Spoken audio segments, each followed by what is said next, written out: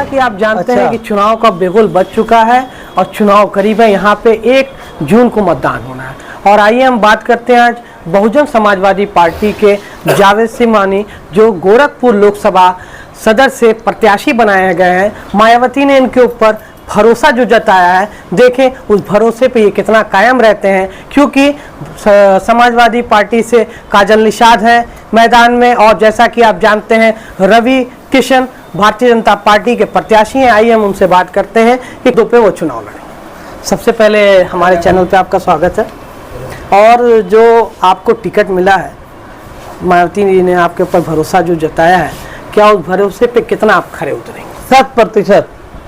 100% माननीय बहन जी ने हम जैसे अपना कार्यकर्ता को बहुजन समाज पार्टी का टिकट देके आशीर्वाद माननीय बहन जी ने दे करके मैदान में भेजा है।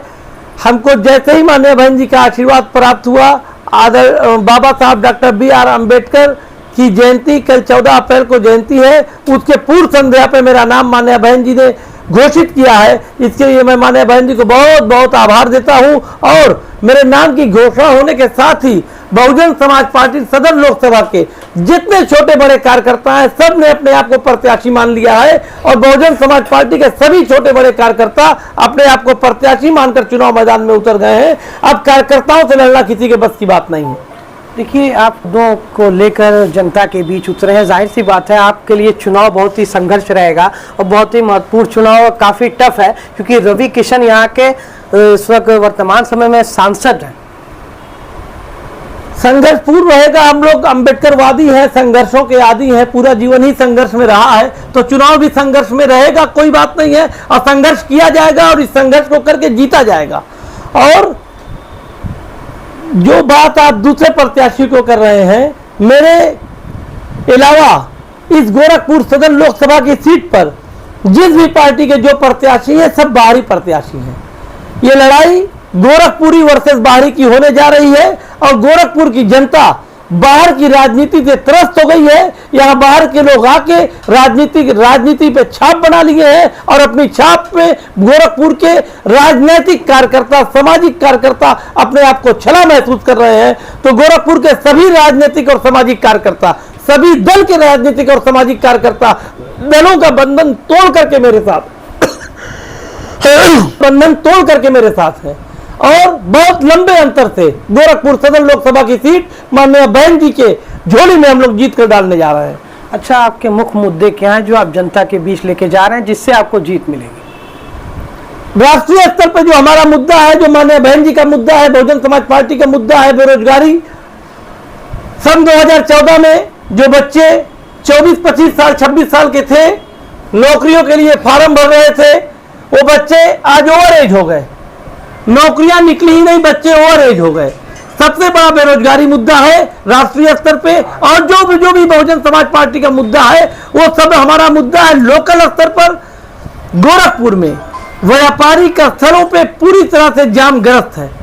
सारे व्यापारी जाम में फंसे हुए हैं। जो व्यापारी का स्थल है, उसके आगे इतना तगड़ा जाम लगा हुआ है कि व्यापार कर पाना गोरखपुर में संभव नहीं हो पा रहा है।